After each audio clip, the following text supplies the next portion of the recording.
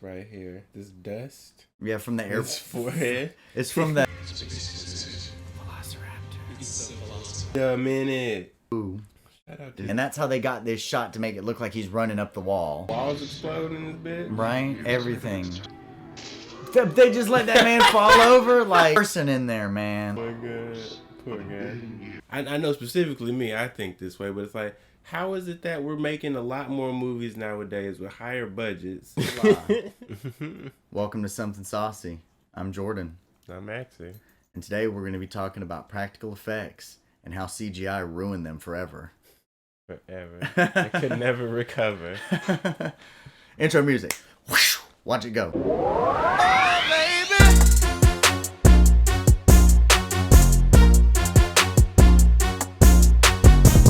Alright, so first off, we're going to get in with this Jurassic Park trailer. Yes. Alright, so tell them a little bit about Jurassic Park and why we're using this to start off our discussion. Okay, well, Spielberg is a perfect example because Jurassic Park came out in 93, I think, and this movie really kind of started like pushing everyone in the direction of like using CGI more than using practical effects, but it also in the same hand has some of the most mind-blowing practical effects you've ever seen in your life. So it's really a good conversation starter because it's the beginning of the end for practical effects. Like, if you really think about it, when you see these dinosaurs, the practical effect ones, not the CGI ones, it's really crazy how realistic they look because, you know, practical effects hadn't peaked yet. So it would be really interesting to know, like, how much farther we could have taken it if computers hadn't taken over, which I do respect is still an art form, but at the same time, like, you know, we were going to really cool places. So let's get in this trailer. Yeah, let's get in this trailer. Jurassic Park. One of my top 3 favorite movies, probably.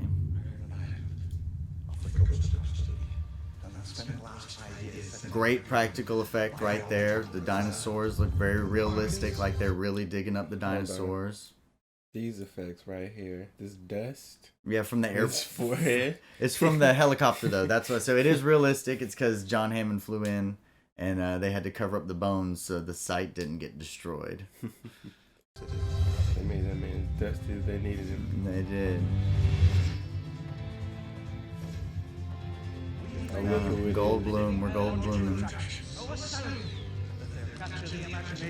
Excellent practical effect use right there. Looks very realistic. Looks like a little dinosaur, a little velociraptor coming out right there. Well, let me see if I can get some movement. What kind of movie? It looks real. Very. I believe that it's probably the same as the T-Rex, controlled by an operator from a distance, hooked up through wires, probably. No. Okay. CGI coming up for sure. So this is, and then right there too. Yeah. You could definitely tell that was some CGI. That's some of the first beginnings of CGI right there.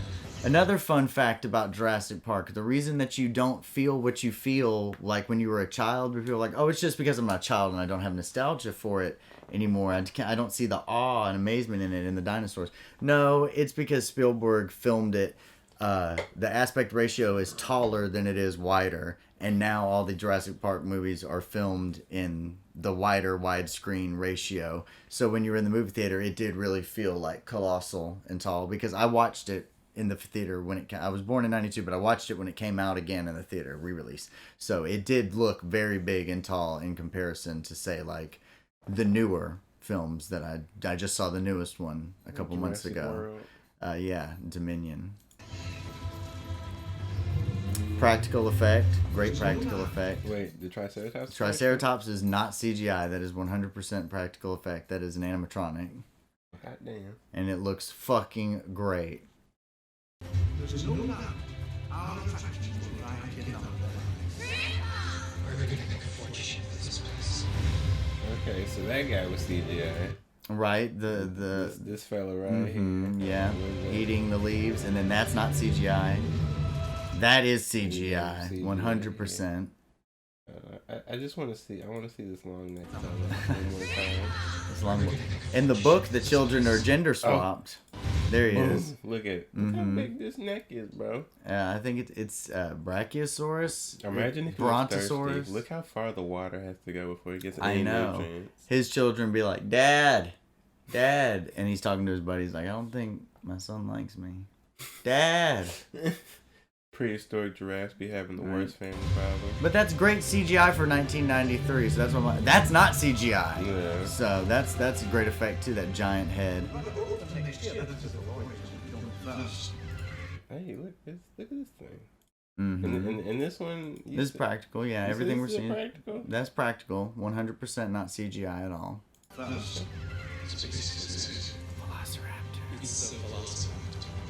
Wait a minute. This dude's Yeah. in SVU now. Yeah, he's in all all the Jurassic Worlds too. Henry Wu Shout out to is your the boy. name in this movie. Juno Evans.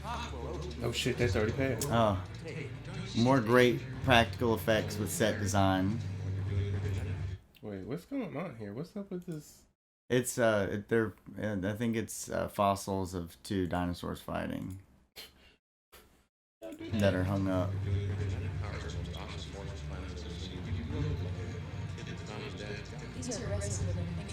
Great practical effect. That was the raptor. There she is. Dinosaurs. Two species separated by 65 million years of evolution doesn't suddenly thrown back into the mix together. And you possibly have the slightest idea what to expect. Oh, the fake Barbasol. So far, great acting from everyone. Very believable. You really believe that they're at a park, and you know the practical effects Boy, really Crip. sell it. The music too. We'll talk about music and how it affects a movie as well. Is the Crip right there? Oh Oh, man, is he? Is he? I mean, he does some stuff in this movie. He be busting, or he be cussing.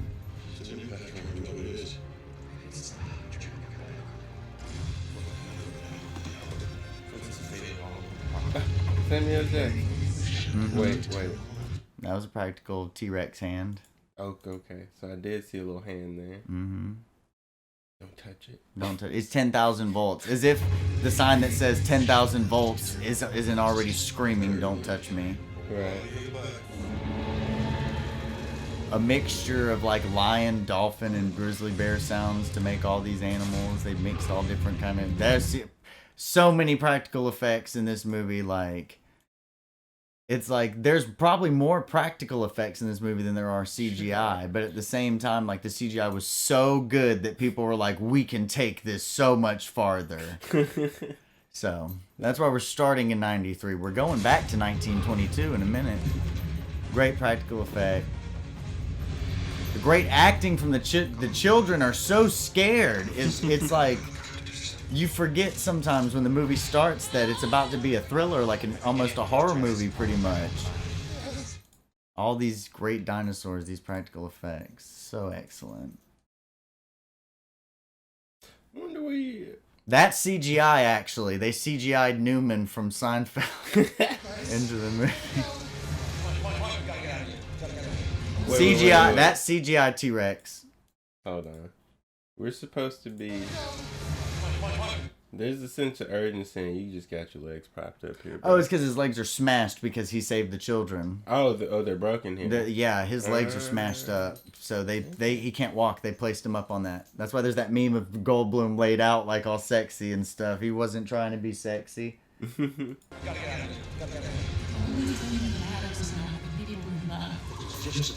Dilophosaurus, practical effect, practical. All that right there, practical. Good line. Good CGI. Oh, Great CGI for '93. Hold on, we gotta watch that one again. He deserved it. He wasn't taking a poo. He ran away from the children. What a piece of shit. Yeah. See, no boo boo. Yeah, I mean, there might be in his pants now this after what's isn't bad. happened. But, Yeah. but this was people. This was people working with the best of the best. They're Yeah. like Adam Jones from Tool worked on this movie the guitar player from Tool. And Hell yeah. they even said, I think Maynard said, the lead singer of Tool was like, we all had day jobs that we liked, and we just started Tool, and like 3 months in, we got a record deal. It's like, okay, nice luck. Guitar players, sculpting Dilophosauruses and Velociraptors for a Steven Spielberg movie, but okay. Right. Also, the first movie to make $1 billion. Hey. Steven Spielberg also has the pleasure of making the first movie that made over $100 million, creating the summer blockbuster Jaws. Another movie we could talk about coming up in a bit later, because Bruce the Shark was shutting the fuck down nonstop. They had to work in the ocean, and it is a great practical effect, and it's really cool because it's like he wanted to show more of the shark, but he couldn't because it was breaking down so much. So like a lot of that movie is filmed from the shark's perspective, and that's where they got the idea, was because they couldn't show the shark. And just it turns out that, guess what, something is way scarier when you can't see it. Oh yeah, there you go, the time the animatronic shark nearly ruined Jaws, but I mean that's someone else's video, but you can see the shark in the thumbnail. But we could watch that. But they named Bruce the shark in Finding Nemo. I think they named him Bruce after Jaws. Shit, we might watch this. Get a little insight here. Yeah, but yeah, Jaws is great. It was the first movie that made $100 million, so he holds both those titles. No. Is this boy not dead? He didn't die, but he get shocked the shit out of him. Right in that scene where he's with the animatronic Velociraptors, he had just been like hit in the face or something like that, and then they kept filming because it was like the perfect time to film it. Yeah. So yeah, Jurassic Park, great movie. YouTube. Looks they like did not have YouTube when this movie came No. out. I think that this is a what's it called? It's a fan edited trailer, and it was really, really good. Oh, okay. It made me want to watch Jurassic Park. Shouts out. out. Oh yeah, there's music from Avatar for some reason. Shouts out Kenny. Yeah, because I didn't even know he did. You did very well because I didn't even notice that John Williams' theme wasn't playing, and it's such an iconic theme, but.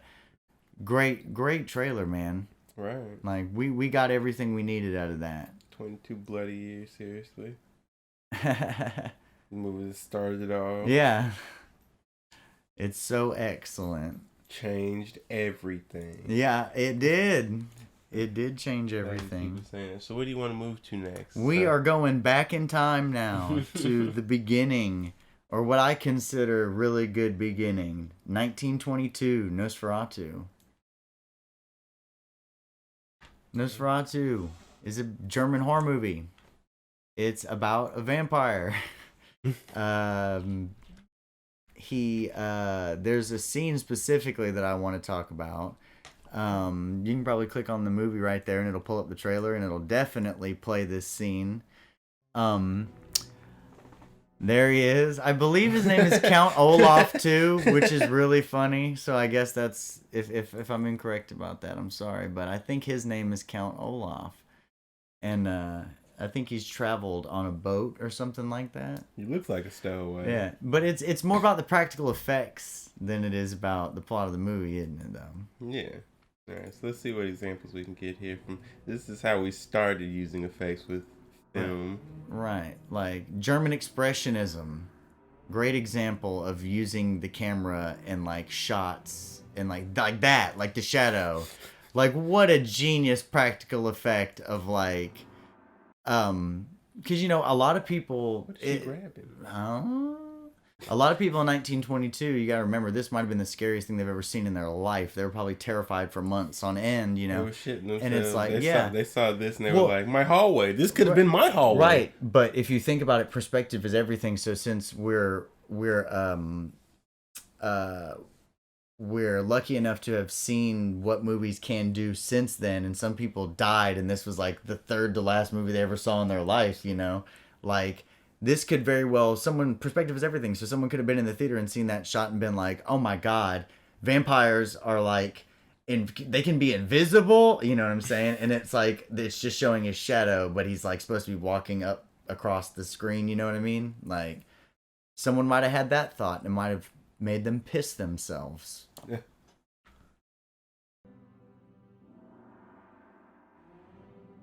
No, look at those fingers. Yeah, right?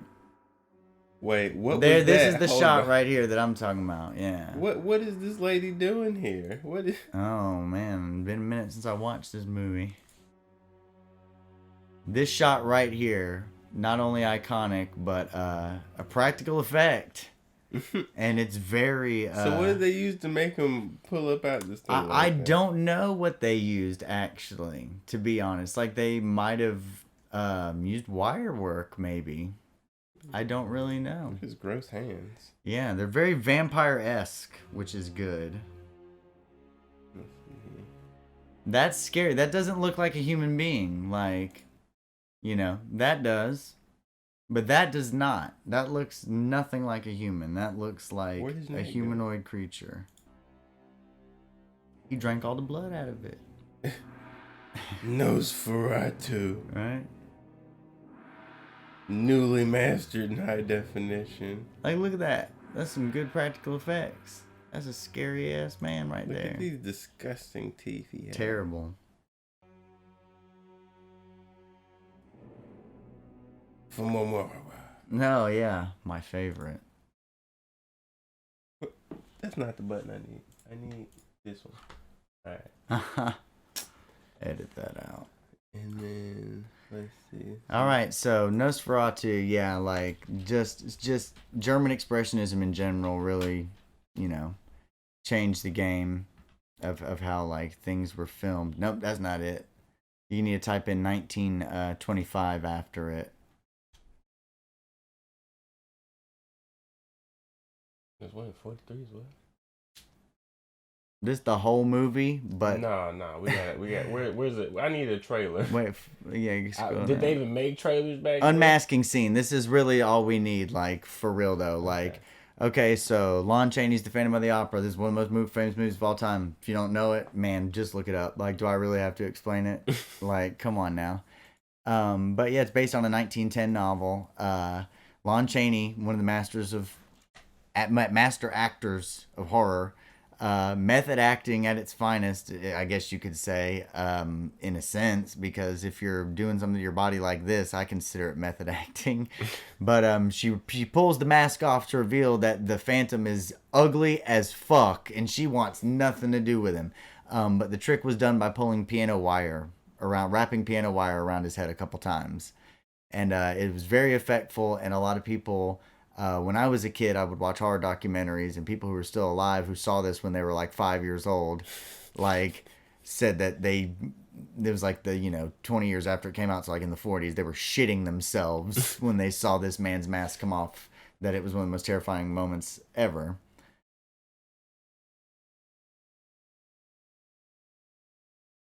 So there's probably no sound because he's playing the piano and they don't want to get struck. But it is a silent movie too, though, so that's Okay. probably why there's no sound for real. But usually it's accompanied by music at least. We've got the woman here. Right. What is she? Okay. Sneaking up on the boy, playing the piano. Is she gonna try to take his mask off?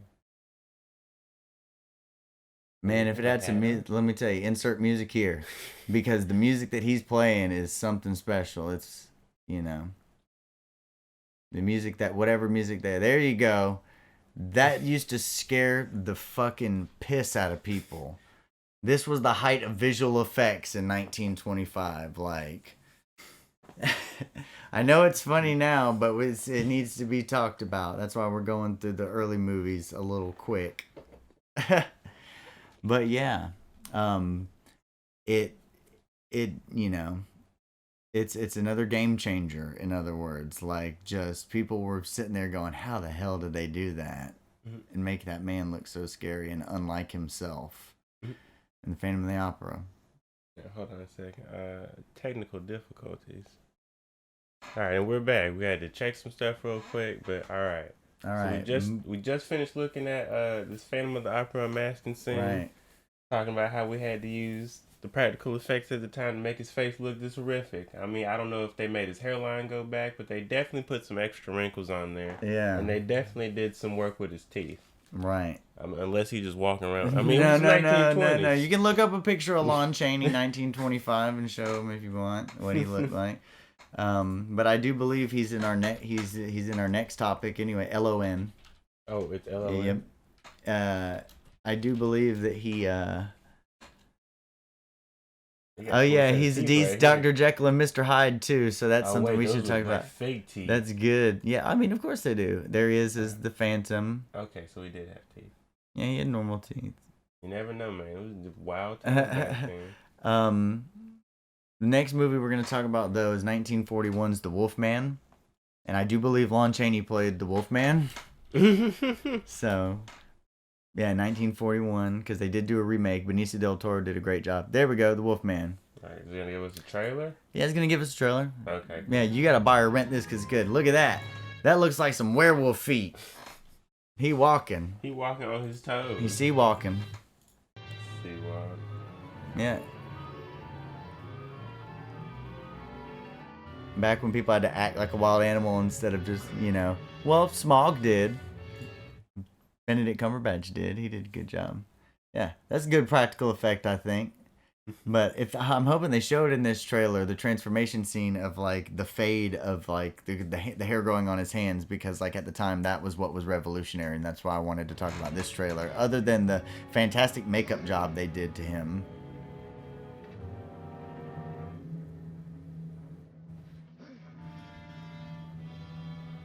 My man's is addicted to shovels. He just sees a shovel, he loses his mind. This guy's wrong place, wrong time, I guess.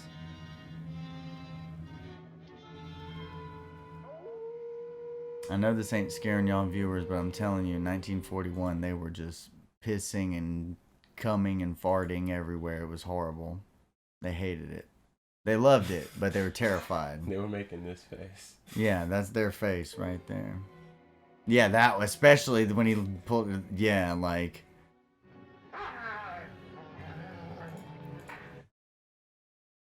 Bad audio. That audio took me out. Bad audio. What did y'all just do? Oh yeah, that always bothered me too. Is like, how does the Wolfman kill people? He strangles them. Iconic movie though, right? Try typing in transformation at the end of what you already typed in. Oh. There we go. Someone already did it. There we go. Yeah, that first one, very first one. All right, so there's our man right there, our main protagonist. So he's the Wolfman? Yeah, he's the Wolfman. Yes, he's the Wolfman.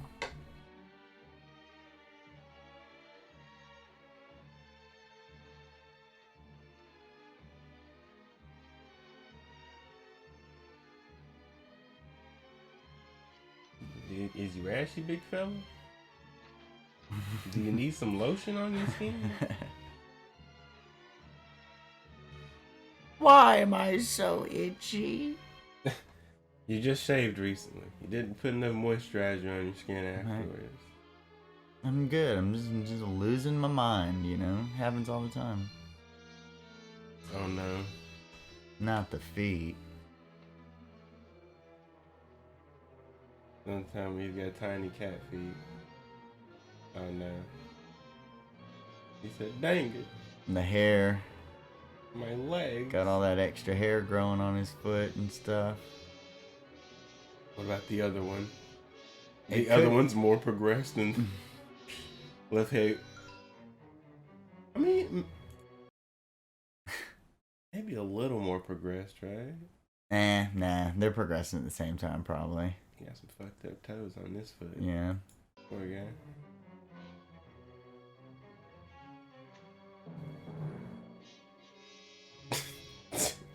Oh, here we go. There we go. That's what I wanted you to see, is like these shots that transition like this, like they keep going, and like it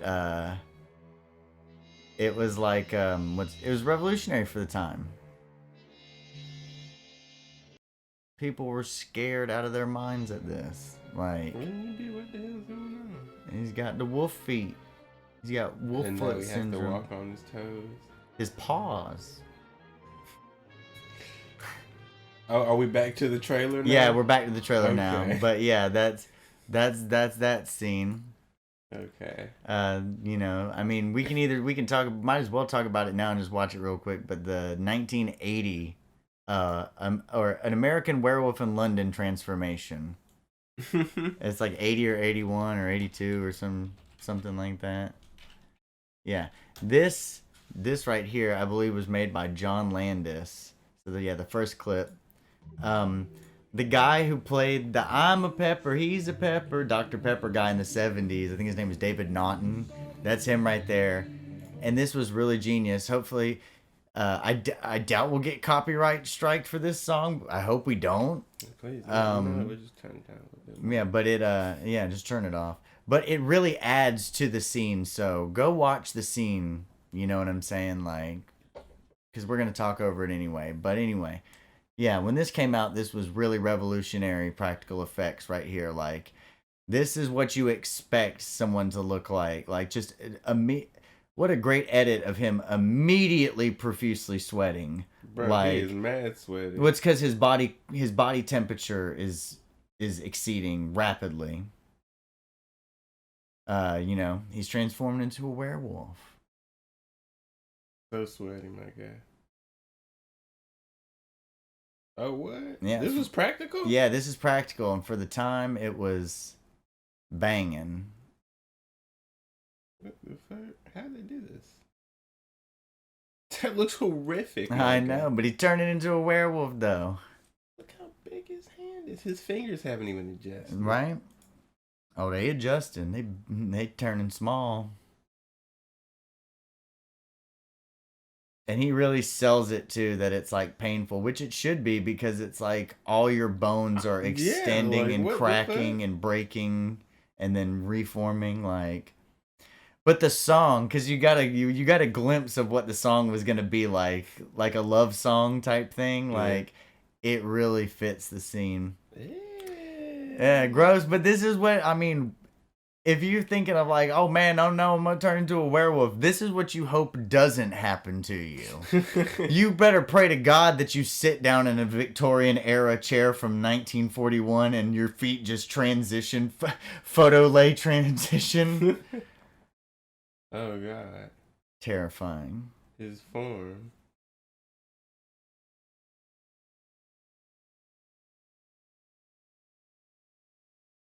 What did y'all have to do to make this happen? A lot, man. They really worked hard on this. Oh no. Oh, we're really getting copyright strike now. Oh no. I wonder how you know who. So Insert corporation here. I wonder how they feel about being in this movie. As long as it's popular. Look, his bone broken. It's popping out of his leg. Ouch. Yeah, so they really sold what it would be like to turn into a freaking werewolf. Man, hopefully this was a scene they only showed in the movie once, because I would hate to have to see the dude transform. Oh yeah, every time. Nah, they only show it once. This shit would be horrific. God damn. And then there's the ending of the movie too, but you know, it's just the werewolf looking all scary. His friend's dead, like they got attacked, and his friend has good practical effects too. He's all tore up and gross, like he got ate up. And he visits him, and he's like, "You got to kill yourself, man." And he's like, "Dude, for real?" And he's like, "Yeah, yeah." That's how you're gonna end the curse. There's no way to end it. You just got to kill yourself, bro. So what are we on to next? We're on to 2001: A Space Odyssey. All right. Who's ready to go to space? Right. Do you mind if I ask you a personal question? So this is the movie that made the U.S. government ask Stanley Kubrick to film the moon landing for them because it looked so real.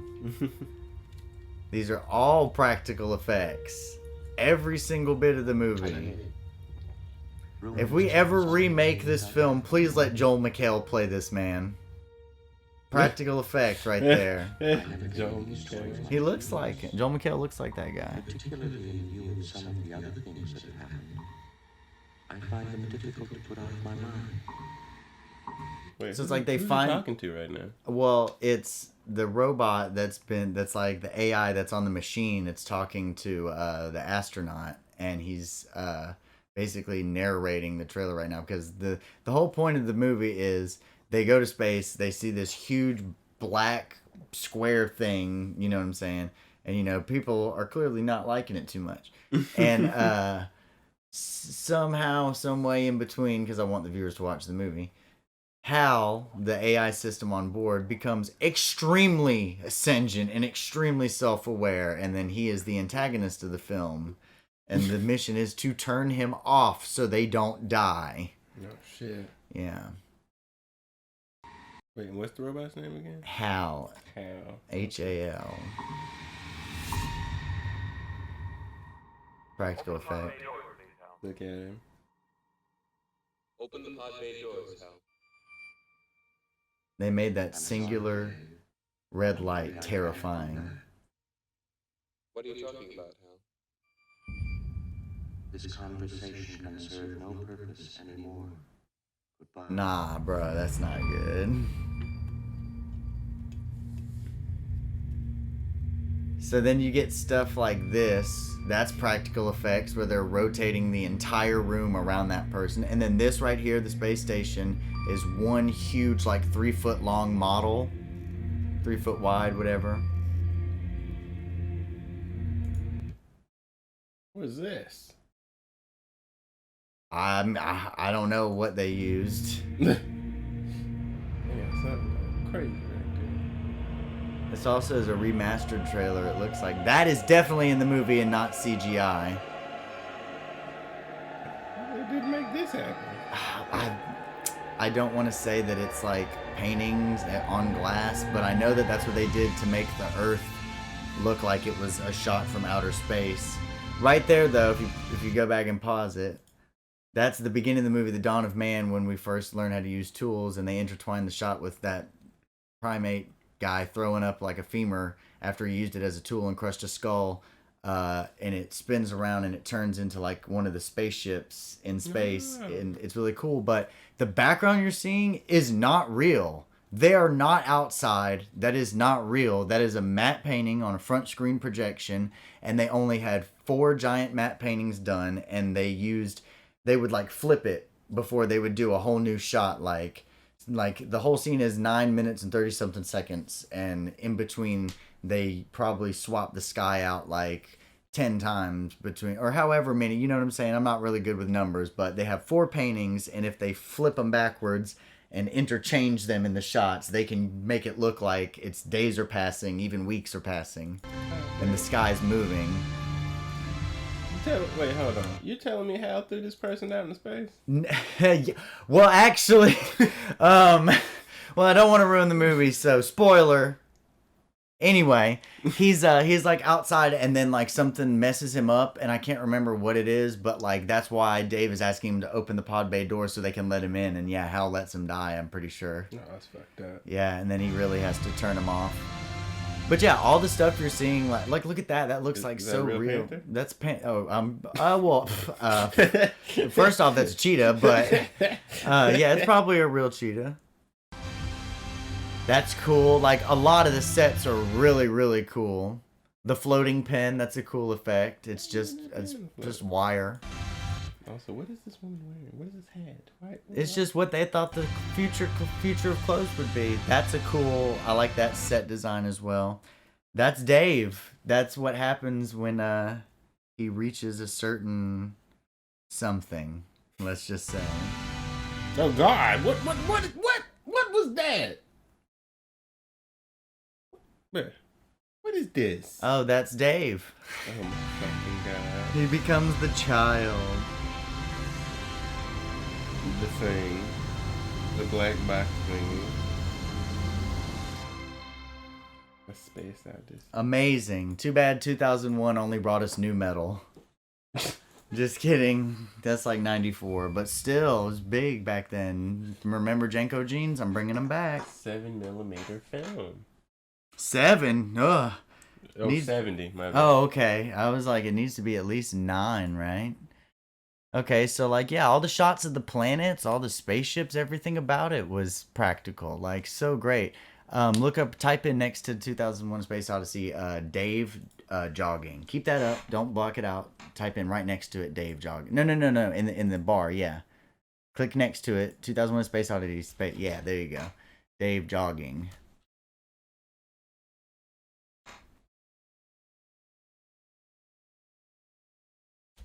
How we get this set up? God damn, son. I know, right? Does it go away? Jupiter mission, 18 months later. So I'm pretty sure that this is, you saw the big black square thing that they all were like, why is it so square? I hate monochromatic things. We're in the future. I think this is 18 months after they had an aneurysm because they hate math. They hate math. And they hate math. I just can't fucking stand it. Get this man shit out of here. Is this gonna be it? Because like, scroll through this. Let's fast forward through this a little bit because I need to see the. It does, but I need to see. There we go. Perfect, right here. Okay, so they built this huge rotating wheel. It was like a blocked-in, roomed Ferris wheel, and that's what the actor is running inside. So like, they're just spinning it, and he's running. So it's not Dave running, my bad. I thought it was Dave, the main protagonist. It's the other guy running. And that's how they got this shot to make it look like he's running up the wall.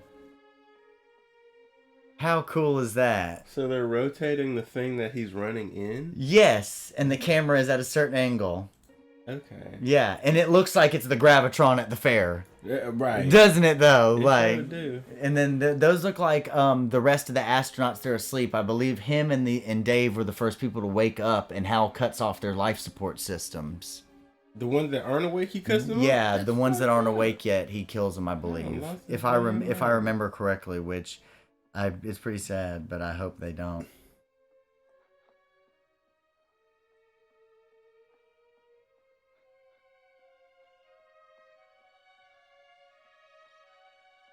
Alright, maybe I'm getting a little too into this thing because it's That's like, so what are you good. doing?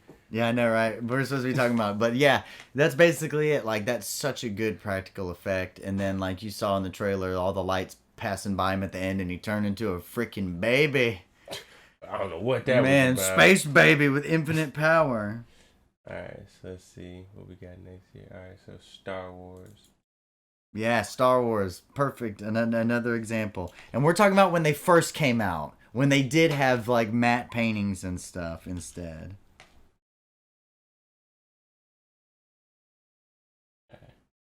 Let's see what we got here. Lucasfilms Ltd. Right. Get this out my face. And that's, you know, Oh, shit, no. like everything, like, well, hold up now. You need to type in original trailer. That is from the 1997 remaster when they messed everything up, and we want to show how great. If someone has the trailers side by side, that's cool. There we go. We want the first trailer, yeah. The very first one up there when it said Star Wars like that, yeah. Okay. This is like a teaser trailer almost. Alright, this is the first one. Yes, episode 4. This may all be happening right now. This may be happening. It may be. Oh no, the TIE fighter noise always kills me, dog. Oh, I love the TIE fighter noise. They were watching NASCAR. The man who brought you American graffiti now bring you an adventure unlike any. This is kind of like Tim Burton in a way, though, because the man who brought you Beetlejuice now brings you Batman. It's like, wait, hold up, what? The man who brought you American Graffiti now brings you a movie that will change history. You know, and what is it? All these ships that we're seeing are. Oh yeah, that's the thing that's not a good thing. That's the thing that comes in after Leia, I believe. But all the ships and stuff were made from them taking the model kits. You know how when you paint a model, it's all gray or white? Like, they would buy a bunch of those cars and, like, maybe even airplanes and boats, I believe. And they just randomly took pieces that they thought looked really futuristic and spacey and put them together and then painted them all one monochromatic Death Star type gray and blacked out, you know, tint. You know what I'm saying? Yeah. I done see people build some stuff like that. Right. I watched somebody build a diorama. And then the doors too, like the doors coming down, or you know what I'm saying? Oh, Practical yeah. effects, like I got walls exploding in this bit. right, everything. Now they just CGI the wall explosion. Right. They got a real robot wet. They even got There's real a man in robot a to suit, dig beat. but it's like we got two guys in a suit. You know what I'm saying? As the robots, and they look legit. You know, we got guys in suits that aren't even supposed to be robots, and they look like robots. Watch them fucking die. Another one bites the dust. Whoa! No, He didn't even die. He was like, my knee. the roof got shot behind him, and he said, "I'm down." We're brother and sister, by the way. For luck. Yeah. I always kiss my brother for good luck. Thousand worlds. I don't even have a brother.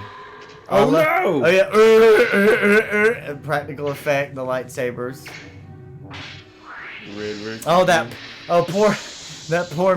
poor little person in the R2D2 suit getting but he's actually getting dropped, and they're just reversing the shot, so he's getting just bodied.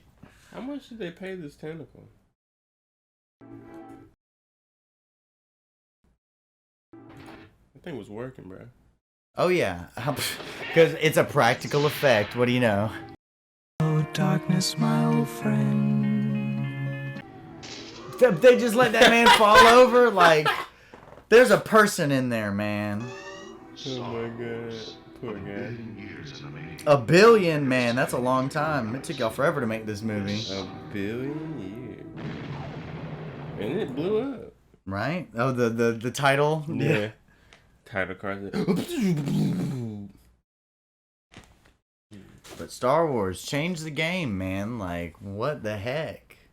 Oh man. They even had incest. A lot of movies didn't have incest back then. I'm just kidding. Alright. Wait, what did it say? What was the first comment? Ah, what? It said, back when the movie was better than the trailer. True. Very Right. true. Because nowadays they're But that's putting more the like a whole movie teaser. in the trailers. Right. And I cannot stand that. Alright. So we've talked about what some good practical effects look like. We've talked Right. about where they started. Right. And how far we've come. Right. So now it's time to get into some CGI. And one of the things I wanted to Address. not address, but I was wondering about is Okay. Maybe I can Did- help. how much more CGI than practical effects is there in Jurassic Park 2? Oh, The Lost World? Yeah. It's about the same. Is it about the same? It's about the same, yeah. And then the same goes for Jurassic Park 3, but then once you hit the Jurassic World series, it's Oh, a see. lot. I mean, it's not all CGI, Okay. but there's a lot, yeah. Okay. I mean, there might be a little bit more in The Lost World just because the T-Rex fucking hits LA, but other than that, okay. you know, Because I was very curious, I was practical. curious as to like, okay, so CGI hits, and then every movie is like, oh, well, we're just gonna make everything CGI now. So Right. they didn't just Well, immediately a jump little, on. No. It's more so like the early 2000s. It was a slow burn, and that's why another very famous movie that came out a year or two after Jurassic Park, Toy Story came out. Oh, yeah, let's look up Toy So Story. we're gonna look at Toy Story real quick. Because this computer changed everything. Yes, Lucas and his team built this computer and then sold it to insert Monopoly Corporation here, becoming Monopoly shortly. Hopefully they love us. We love you, Corporation. We're not going to say your name just in case, but we do love you and some of your products. Most of them, they're really good. But yeah, the Pixar computer changed the whole game when it came to making children's movies. Like, look at this. This is like what, 91? 94, 95, I think. 95? 94, 95. Look how good this guy looks. So crisp. So crisp. It's like I could grab this thing off the shelf right now. No one had ever seen something just like all the other stuff we've been talking about, but now for CGI, no one had ever seen something like this before. Like, animation had never been like this. Star Command. Come in, Star Command. Star Parker man come in? Do you read me? Why don't they answer? My ship! My ship. Like, I call this fake real. The idea of making something look fake real. Does that make sense? Like, Yeah. how Trolls is a good example, too. But, you know, they didn't use the Pixar computer. It's DreamWorks. But, like, how they make all the trolls look like they were made of felt. And it's, like, the best stop motion you've ever seen. Right. Like, stop motion, another great practical effect that we glossed over. But stop motion's great, too. But anyway. Yeah. Toy Story, amazing. I've crashed landed on a strange planet. The A impact very strange planet. Look at him jump. Yeah. Unstable. No readout yet if the error. Gamma Sector 4. He said no readout yet to his sticker. Oh, yeah, bro. This man is committed. It's like, my thing is... You are a toy. How do you have this knowledge of your character, though? Oh, because it's says it on the back of his box. And there seems to be no sign of intelligent life anywhere. Hello? That's just a preview, not the trailer, but that's okay. Toy Story. Everyone's seen it. You know what happens. But yeah, just like... So is this the first movie to use, like, CGI for the whole thing? Might have to Google that. I don't want to misspeak. First fully CGI film, I guess.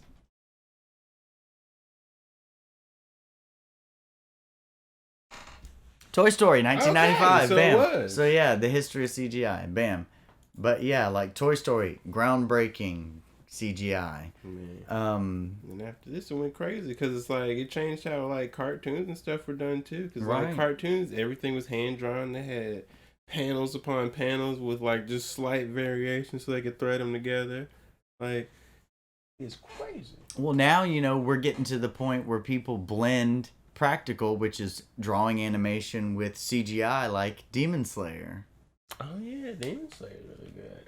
Amazing. Like the Mugen Train specifically, the film, the Mugen Train, the Blu-ray like trailer. Let's look The up. Blu-ray's amazing. Let's just look up this real quick. So, you know, this show is super cool. There you go, up there, the Mugen Train. Are you gonna give it a trailer? Yeah, just go with the Mugen Train trailer because it was the best. Like even the show, they drew it a little differently, I think. So right there is a great shot of the train. Aniplex kills it. Look at that. Like that is just. Let's see. A lot of people like it. So do we think this whole room is CGI or just the tentacles is CGI? Do you I think they it's a drew the mix. Yeah, I background? think Rengoku is fully animated.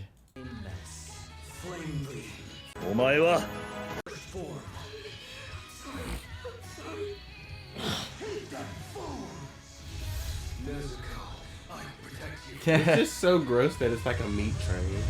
Yeah, that it's not a. Well, no, it's a real train. It's a real train. Enmu's just taken over the train. He's just got When the pinners all over the train, spoiler, when the train crashes and derails, it's a train. That's like after he kills Enmu. So if the train's still there once Enmu's dead and his body dissolves, once the demons' heads get their chopped off, they dissolve into nothing. So they like burn up into ash. The train's still derailed on the side. Which yeah, Mugen Train, great example too. Beetlejuice, I guess, would be another great. Or we were talking about CGI. My bad, I got ahead of myself. Finding Nemo. Everyone's seen Finding Nemo, but that's a great example of another groundbreaking CGI film. You know what I'm saying? Like, it's like Toy Story broke the ground, but then Finding Nemo set the standard. You know what I mean? And Shrek as well. Like, I know a lot of these movies are children, quote unquote, movies, but speaking of butts, What do you think you're doing? I'm gonna touch the butt. You're gonna get stuck out there. I'm gonna have to get you before another fish does. Get back. Is this the highest quality? I was about to say low quality clip, but not. I mean, you know, everyone's seen Finding Nemo. Hopefully, like, Get back here. 1080p didn't exist when this movie was yeah. You take one more move, mister. Okay. If you put one foot Shouts out to the content creator. Nemo. He touched the butt. Yeah. made. Oh man, that's so genius. Well, Shouts the out. little thug he is. He is a thug. LOL. Byron, what does it say? Byron Williams. Yeah. He said, I do not do comment. Yeah, shouts out Byron Williams. Oh, man. But I think we're going to wrap it up there for this topic. We'll come back.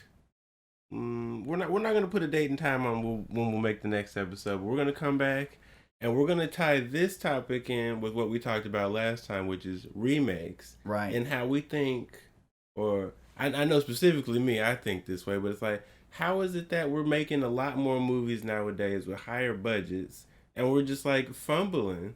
So like obviously we saw some what we would consider good CGI. So we're going to try to find some other examples of like where they had the budget to do good CGI and they just dropped the ball. Cause like if we've got people in the 1920s making like practical effects where someone's transforming into a wolf on, That's 41, yeah, but 41? 41 for Okay. that one, yeah. So transforming into a wolf in 41 and someone getting propped up out of a coffin in the 20s. Yeah. And then it's like you get movies nowadays and it's like The blood shooting out of their neck when their head gets cut off looks fake. And it's like the blood shooting out of someone's neck in 1990 looked real. it's like what happened? Well, how are we misusing this money? And we're going to talk about even more groundbreaking, what's it called? Practical effects. Because Hellraiser, groundbreaking practical effects. We're going to talk about some other stuff too, but you'll have to tune in and find out next time to hear some more saucy things. On Saucy Time. Is that what we call it? Something saucy. Something saucy. It's something saucy. It's a saucy hour. Yeah, we just talked about something saucy. We'll see you guys later. Peace.